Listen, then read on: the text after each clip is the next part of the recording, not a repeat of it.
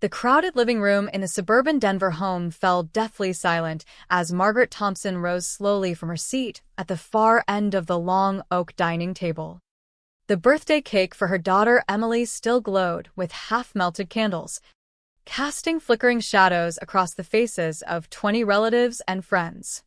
Ryan stood at the head of the table, champagne glass raised high in his manicured hand, his voice booming mid-toast. To this beautiful home I've worked so hard to make ours. To the life we've built together. Margaret's voice cut through like a quiet thunderclap, steady and unwavering. Actually, Ryan, this house belongs to me. And today, that truth comes out. Gasps rippled through the room. Silverware clattered. Ryan's face drained of color, his confident smile fracturing into disbelief. Emily's hand flew to her mouth. The children, Lucas and Ava, stared wide-eyed from their seats. Margaret reached into her purse and pulled out the faded manila folder containing the original property deed, holding it up for everyone to see. The bold legal lettering caught the light. She walked deliberately toward Ryan, the folder in one hand and a set of house keys in the other. The keys, brass, worn smooth from decades of use, jingled softly in the stunned quiet. "Here," she said, extending them. "These are yours to take with you when you leave. Good luck finding somewhere new to call home." To understand the explosive weight of that moment, we must go back 5 years. To the spring when Margaret's world shattered. She was 68. Living in the 2-story brick house her late husband Edward had built with his own calloused hands in the late 1970s. Nestled in a quiet neighborhood on the outskirts of Denver, the home sat against a backdrop of rolling foothills and distant Rocky Mountain peaks. Edward had laid every brick, plumbed the pipes himself, and carved the wooden fireplace mantel during long winter evenings. It was more than walls, it was their shared life. Paid off decades ago and titled solely in Margaret's name after careful estate planning. Edward's sudden heart attack left Margaret in a fog of grief. The porch swing where they once watched sunsets now creaked emptily. She wandered the halls at night, fingers tracing the grooves in the banister he had sanded smooth. Memories lived in every corner, the kitchen where he hummed old country tunes while fixing leaky faucets, the backyard garden where they planted tomatoes each May. Then Emily called, voice cracking with exhaustion. At 42, Emily was a recent widow herself after her husband died in a highway accident. She had 2 young children, Lucas, then 9, energetic and curious, and Ava, 7, shy with a love for drawing. Money was tight. Emily's freelance graphic design work barely covered rent on their cramped apartment. Margaret didn't hesitate. "Come home, sweetheart. The house has room for all of us. Always has." Within weeks, moving trucks arrived. Emily and the kids settled into the upstairs master bedroom that once belonged to Margaret and Edward. Margaret quietly moved her belongings downstairs to the smaller guest room with its thin walls and morning drafts. She didn't mind. The sound of children's footsteps thundering overhead, Ava's giggles, Lucas's toy trucks rolling across floors, it filled the echoing spaces grief had hollowed out. Margaret threw herself into caregiving. Mornings began with pancakes shaped like hearts, school drop-offs in her reliable old sedan, afternoons helping with homework at the kitchen table while simmering chili for dinner. She bandaged scraped knees after backyard soccer games, read bedtime stories about dragons and brave knights, and tucked blankets around small bodies until eyes fluttered shut. Emily found her footing again, her laughter returning in fits and starts. The house breathed life once more. 2 years passed in this gentle rhythm before Emily met Ryan at a local networking event. Tall, articulate, with the polished charm of a rising real estate agent, Ryan swept in with flowers for Margaret on their first family dinner and a firm handshake. "Your home is beautiful, ma'am," You must be so proud. Emily's eyes lit up in a way Margaret hadn't seen since before her husband's death. Mom, he gets me. He makes me believe in second chances. Their wedding the following spring was intimate, held at a mountain overlook park with wildflowers dotting the hills. Ryan toasted Margaret warmly, to the incredible woman who raised my amazing wife. The family felt whole again. Finances remained strained. Ryan's commission-based work had ups and downs. Emily's client load fluctuated. Just until we stabilize, Emily pleaded. Margaret opened the door wider. They moved fully into the house. Margaret relocated more of her things to the detached shed, Edward's meticulously organized tools, stacks of family photo albums, boxes of seasonal clothes. She stacked everything neatly, telling herself it was temporary. Time meant little to her at 71. She had plenty to give. For months, harmony reigned. Ryan spoke ambitiously of launching his own brokerage firm. Emily's remote work picked up pace. The kids flourished. Lucas joined Little League. Ava started piano lessons with Margaret's encouragement. Sunday dinners featured Margaret's famous pot roast, laughter echoing off the walls Edward had built. Margaret smiled through it all. Her quiet strength, the invisible glue holding the household together. She never counted the cost of love. But subtle shifts crept in unnoticed at first. Ryan's warm good mornings faded to distracted nods. He began leaving work shoes scattered in the hallway. Margaret vacuumed daily. Dishes piled in the sink, expecting her to handle them. Grandma's great at keeping things tidy, he joked to Emily one evening, voice carrying down the hall where Margaret stood folding laundry. She paused, spoon trembling slightly in her hand as she stirred soup, but said nothing. Quiet observation had always been her way. The small disrespects accumulated like dust settling in corners no one bothered to clean anymore. Ryan's late nights grew frequent, the faint scent of unfamiliar cologne clinging to his jackets when Margaret hung them. Music blasted from the living room during her afternoon rest hours, bass vibrating through the floorboards. He upgraded the home's sound system without asking, calling it modernizing our space. Margaret bit her tongue, reminding herself this was family, that love sometimes meant yielding space. Dinner parties became Ryan's domain. He hosted clients and neighbors frequently, pouring expensive wines with theatrical flair, cracking jokes that positioned him as the gracious host. The antique grandfather clock Margaret inherited from her mother ticked steadily in the corner. A conversation starter Edward once loved showing off. Ryan waved toward it casually. Pick this up at an estate sale, great find. Right? Gives the place character. Guests nodded approvingly, never knowing Margaret had dusted it weekly for 40 years. Margaret stood in the background, tray of appetizers in hand, invisible amid the laughter. Once, when a guest asked about the home's history, Ryan launched into a story about the renovations I oversaw, omitting any mention of Edward's original craftsmanship or Margaret's decades of upkeep. Emily glanced at her mother occasionally, a flicker of unease in her eyes, but quickly changed the subject, sipping her wine. Photos from these gatherings rarely included Margaret. During one group shot, Ryan gently steered her aside. Why don't you check on the snacks? Mom, we've got this. The children absorbed the atmosphere unconsciously. Lucas hesitated before hugging Margaret one afternoon after school, glancing toward his father first. Ava stopped asking Grandma for lullabies quite so often, distracted by Ryan's flashy tablet games.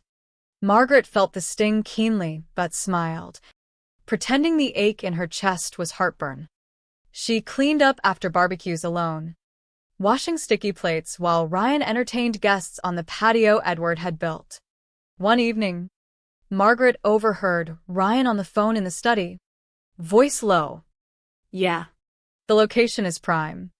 Once things are sorted with the old lady, this place will be perfect for flipping or expanding the business. Her stomach twisted. But she remained motionless in the hallway, listening. He hadn't noticed her presence. Quiet didn't mean oblivious. Emily grew distant, always rushing past with her phone, eyes avoiding Margaret's during rare alone moments. When Margaret gently asked if everything was okay, Emily brushed it off too quickly. Everything's fine. Mom. Ryan's just ambitious. You're overthinking. The words landed heavily, but Margaret nodded, retreating to her small room downstairs. The walls felt thinner than ever, carrying fragments of conversations she wasn't meant to hear. Holidays amplified the isolation. Thanksgiving featured Ryan carving the turkey Margaret had prepared since dawn, receiving all the compliments while she cleared plates. Christmas photos excluded her entirely after Ryan suggested she capture the memories from behind the camera. She complied outwardly, but inside, resentment simmered beneath her calm exterior. She documented every slight mentally, filing them away like evidence. A turning point came during a casual family barbecue. Ryan's friends lounged on the deck, praising the amazing setup. One asked who owned the property. Ryan laughed. It's ours now, worked out the details. Great bones from the previous owners. Margaret, arranging salads inside, froze. No mention of her name. Her sacrifice. Edward's legacy. That night, sitting alone on the back porch under the same stars Edward once pointed out constellations to her, Margaret felt the house shift from sanctuary to something foreign. Disrespect had taken root. Still, she stayed silent. Not from weakness, but strategy. She observed Ryan's late-night phone whispers, the half-smiles he gave Emily when distracted by his device. One night, passing the study, Margaret glimpsed his screen, property records, legal forms. He startled when she appeared, guilt flashing before he masked it. She turned away without confrontation, heart pounding but resolve hardening. A trusted family friend, Sarah, Emily's longtime confidant, pulled Margaret aside at the grocery store days later. I hate to say this, but Ryan's been talking about legal moves to gain control of the house. Overheard him mentioning paperwork to transfer things without full disclosure. Be careful. Margaret's world tilted, but her face remained composed. Thank you, she whispered. Something clicked. Preparation became essential. The next morning, Margaret placed her phone discreetly on a shelf in the living room, recording app active, pretending to adjust a framed family photo. She captured Ryan's kitchen conversation clearly. I'll handle the transfer next week. Get her name off the title quietly. File the forms. She won't suspect until it's done. Margaret's pulse raced, but she stayed frozen, the recording saving every word. He had underestimated her completely. From then on, Margaret recorded selectively, building a private archive of slips, boasts, and schemes. Ryan pressured Emily subtly about updating the paperwork for the family's future. Margaret held her ground invisibly, consulting her own trusted attorney in secret meetings at a coffee shop across town. The deed remained securely in her name alone, paid off and protected. Ryan's arrogance blinded him. He never suspected the quiet woman in the background held all the power. Tension thickened daily. Emily rolled her eyes at Margaret's gentle observations. Mom, you're being dramatic again. Ryan's just confident. The gaslighting wore at her. But Margaret endured, giving them rope while documenting every inch. The recordings accumulated like storm clouds gathering over the mountains. Margaret played them back late at night in her downstairs room, headphones on, confirming the pattern, Ryan's voice outlining plans to manipulate property taxes, pressure for a quitclaim deed under false pretenses, even consulting a shady contact about adverse possession angles. He bragged to a buddy about how the old house will be mine-free and clear soon enough. Each file strengthened her position legally and emotionally.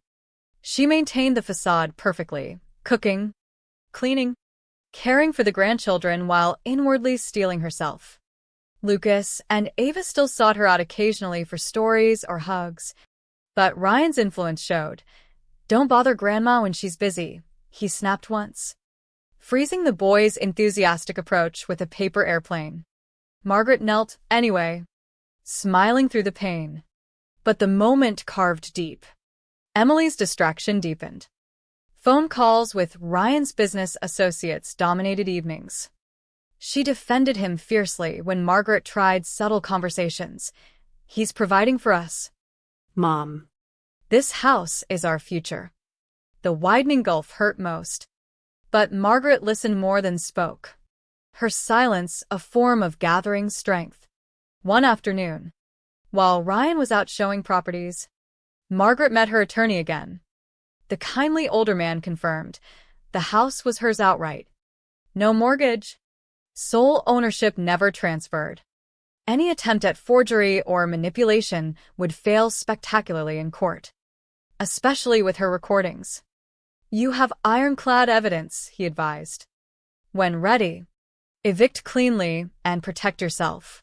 Back home, Margaret prepared quietly, packing personal essentials into storage bins hidden in the shed, updating her will, arranging finances for independence. She planted more flowers in the front yard one last time, inhaling the soil Edward once turned, whispering thanks to his memory. Peace was coming, but first justice. Ryan's boasting peaked at small gatherings. He showed off improvements he claimed credit for, a new backsplash Margaret had chosen years earlier. Guests bought the narrative. She remained the background figure, serving drinks, clearing glasses, unseen. The breaking point approached as Emily's birthday neared. Ryan planned extravagantly: caterers, decorations, invitations to influential contacts. "This will be the party that cements our status," he told Emily. Margaret nodded politely when asked to help with setup, using the opportunity to position her phone strategically again. Fresh recordings capture more incriminating talk about finalizing the transfer right after the event. Internally, Margaret wrestled with sorrow. This betrayal from family cut deepest. Yet her love for the grandchildren and lingering hope for Emily fueled her. She wouldn't destroy the family recklessly, but would reclaim her dignity and security. On the eve of the party, Margaret sat on the porch once more. Wind rustling leaves in Edward's old maple. The house felt both beloved and tainted. She touched the deed folder in her lap, its weight reassuring. Tomorrow, everything changes. Emily's birthday arrived with perfect Colorado sunshine filtering through the windows. Guests filled the living room and backyard deck, laughter mingling with clinking glasses and sizzling grill smells. Ryan dominated as master of ceremonies, toasting repeatedly to "the home we've transformed together." He gestured grandly at the walls. "None of this would be possible without my vision and hard work. This house is ours now." Margaret waited until the applause died, then stood. The room quieted instinctively at her calm presence. She walked to the center, deed folder raised. "You mean my house, Ryan. The one Edward built brick by brick. The one titled solely in my name since before you ever stepped foot here." Stunned silence. Ryan laughed nervously. "Come on, Margaret. This is a joke, right? Everyone knows it's our family home now." His eyes started, sweat beading on his forehead. Margaret unfolded the papers deliberately. "Here is the original deed. Paid off decades ago. Never transferred. Your attempts to manipulate records, forge signatures, pressure transfers, they're all documented. I have recordings, timestamps, everything." Gasps erupted. Phones emerged for discreet videos. Emily paled. Ryan sputtered, face reddening. "This is ridiculous. You're the grandmother, the helper. I'm the owner," Margaret interrupted firmly. And today? Your abuse ends. Pack your personal items. Leave the keys when you go. She extended the set of house keys toward him. Take these as a reminder. Good luck with finding new housing and explaining this to your clients. Ryan's hand shook as he accepted them, mask crumbling into panic. Emily pleaded tearfully, but Margaret's voice remained steady. I gave everything out of love. You repaid with disrespect and betrayal. This house protected us once. Now it protects me. Guests shifted uncomfortably, many slipping away. Ryan's influential contacts witnessed his humiliation. The power had shifted irreversibly. Margaret turned and began directing the children gently to gather their things if they wished. But the immediate eviction focused on Ryan. He stormed out hours later. Bags hastily packed, keys surrendered. The front door closed behind him with finality. In the weeks after, Margaret sold the large house, not out of defeat, but choice. She bought a cozy one-story cottage near a mountain lake, smaller, easier to maintain, filled with sunlight and her most cherished memories. Peace settled gradually, twice-weekly dance classes, vibrant garden blooms, neighbors who knew her name and story fragments. One afternoon, a plain envelope arrived. No return address. Childish handwriting spelling Grandma.